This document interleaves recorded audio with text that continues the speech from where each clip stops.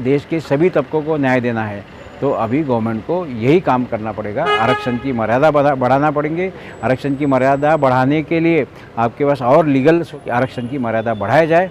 वो आरक्षण की मर्यादा लोकसभा में और राज्यसभा में बढ़ाने का जो बिल है वो अगर पास होता है तो देश का ये सभी तबका, जिसमें मराठा है, मुस्लिम है, पाटीदार है, गुज्जर है, जाट है, रेड्डी है, ये सभी समाज को न्याय मिलेगा और सभी समाज राष्ट्र के उस प्रगति के रास्ते पे बहुत बड़ी तरक्की कर सकते हैं।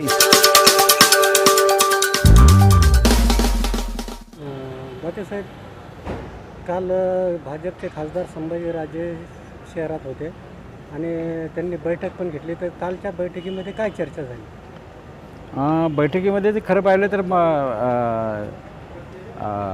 हे सगळ्यांनाही कळलं पाहिजे म्हणून मी हिंदीतच बोललं तर बरं राहील कि कल जब संभाजी महाराज छत्रपति औरंगाबाद में आए थे, जब आने के बाद उन्होंने जो है तो अलग अलग तबका जो है मराठा समाज का, जो कोई एक्सपर्ट माना जाता है, किसी को पिटिशनर माना जाता है, या कोई समाज के लिए अच्छा काम करने वाले जो लोग हैं, ऐसे सभी तबकों के साथ बातचीत करके भी आगे क्या करना चाहिए, ये इसके लिए उन्होंने जब बातचीत करने के लिए जब आए थे तो हमने भी उनके साथ बातचीत की। लेकिन हमने उनको ये बताया कि भाई ये अभी जो मसला आरक्षण का है तो ये जब तक 50% का इंदिरा साहनी प्रकरण वाला जो मसला है उसको जब तक आप उसकी आरक्षण की मर्यादा नहीं बढ़ाएंगे तब तक ये देश में किसी को भी उसका फ़ायदा होने वाला नहीं। और अगर फ़ायदा ही कराना है तो हमारे सब तबके जो है तो अभी रिजर्वेशन के इंतज़ार में है। और 50% का अगर कैप निकाला जाता है, 50% का अगर हमारा जो मर्यादा है रिजर्वेशन की उसको अगर निकालनी है तो आपको लोकसभा और राज्यसभा में जो 2 बिल पेंडिंग है, एक है मेजर जनरल RS सिन्हो इनके नाम से और दूसरा है member of parliament Sudarshan Nachiappan, इन्होंने उनकी कमेटी ने जो रिपोर्ट दिया था उसको वो बिल में कन्वर्ट हो गया। और अभी बिल में उन्होंने कहा था कि जब तक आरक्षण की मर्यादा नहीं बढ़ेगी तब तक सभी को न्याय नहीं दे सकते। तो इस ताल्लुक में हम तो उसमें काफ़ी दिनों से काम भी कर रहे हैं। हम जो काम कर रहे हैं तो हमारी कमेटी जो है तो कमेटी का नाम ही हमारा मराठा मुस्लिम आरक्षण कृति समिति है और उस तहत हमने सभी अभी भी बताया कि देश का जो बड़ा तबका है उसमें मराठा समाज है, मुस्लिम समाज है, पाटीदार समाज है, गुज्जर समाज है, जाट समाज है, रेड्डी समाज है, ऐसे बहुत सारे समाज है कि उनको अगर आपको न्याय देना है और राष्ट्र के मुख्य प्रवाह में अगर लेके आना है उनको तो आरक्षण की मर्यादा बढ़ाना बहुत ज़रूरी है।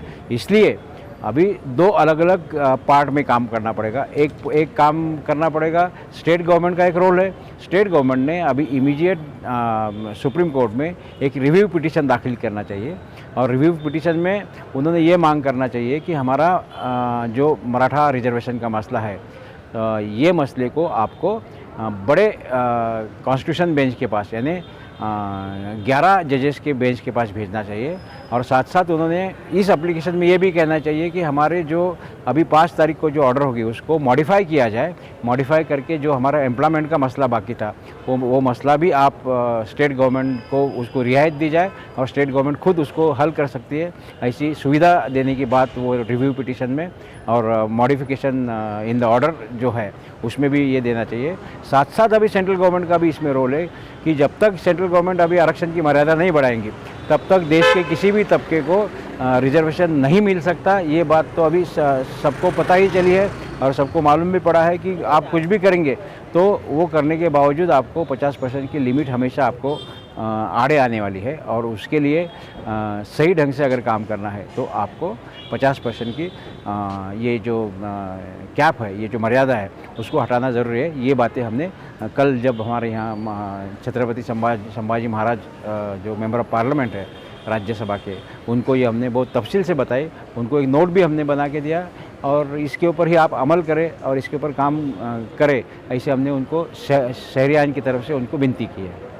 क्या अभी लॉकडाउन होने की वजह से कोई आंदोलन या उसके आप विरोध में कुछ करना चाहते हैं या नहीं कर रहे हैं, कैसी परिस्थिति निर्माण हो सकती थी? नहीं, अभी देखिए कि ये रिजर्वेशन का मसला तो कोर्ट में चालू है तो इसलिए लॉकडाउन का और ये इसका कोई मसला आ ही नहीं रहा। ये सारा जो हमारा झगड़ा है, झगड़ा माने जो हमारी जो फाइट है, लीगल फाइट है, और वो सुप्रीम कोर्ट में चल रही है। इसलिए सुप्रीम कोर्ट के पास एप्लीकेशन देना पड़ेगी, अच्छे से अच्छे वकील को वहाँ लगाना पड़ेगा, सब लीगल बातें कोर्ट के सामने पेश करना पड़ेंगी। तो उसमें फिर आंदोलन का और लॉकडाउन का सवाल कहाँ आता है।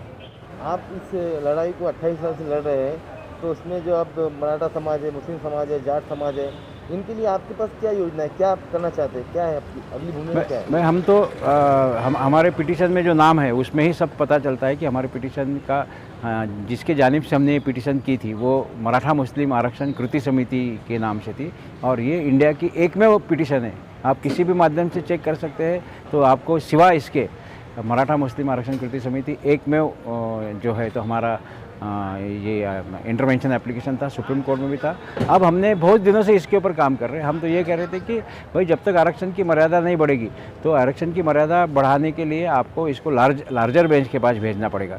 अब लार्जर बेंच माने क्या कि इस जो 50% का कैप या जो बंदी आई थी 50% के ऊपर आरक्षण नहीं रख सकते, तो उसका जो कोर्ट ने जजमेंट दिया था वो कोर्ट को कहा जाता है कॉन्स्टिट्यूशनल बेंच ऑफ 9 जजेस, 9 जजेस का ये कोर्ट होता है।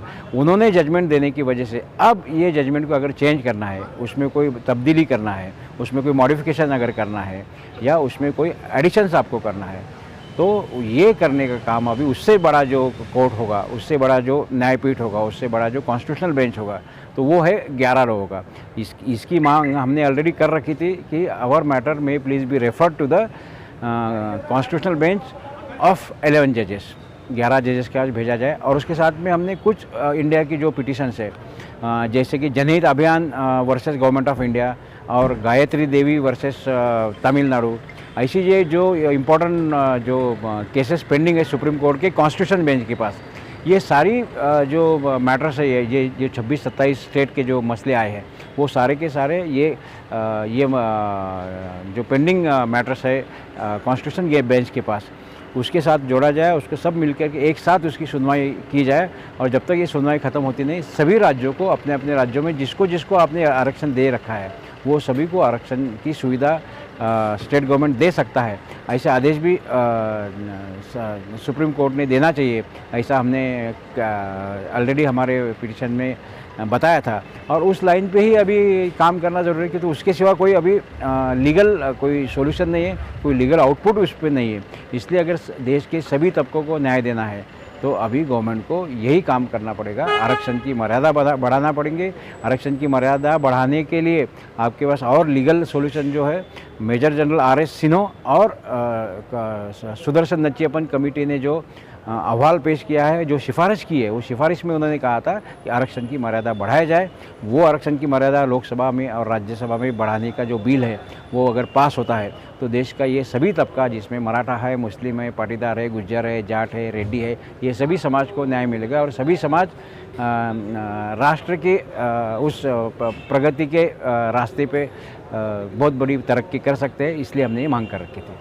जिस समाज के लिए आप लड़ रहे हैं, क्या वो समाज भी आपके साथ में कदम से कदम मिलाकर चल रहे हैं आपके साथ? बिल्कुल बिल्कुल, सभी चल रहे हैं, ऐसा कोई भी नहीं। समाज के सभी लोग हमारे साथ हैं और समाज को पूछ करके ही हमने ये सब किया था। और हम तो हमेशा बताते हैं कि समाज की तरफ से ही हमने ये सब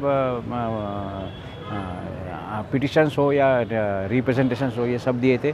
और उसमें जैसे जैसे रिजल्ट मिल रहे हैं, जैसे जैसे अच्छी बात जो सामने आ रही, तो और ये बातें अच्छी ढंग से समाज समझ रहा है। आपका नाम बताइए। राजेंद्र दाते Patil, intervener, supreme court of India.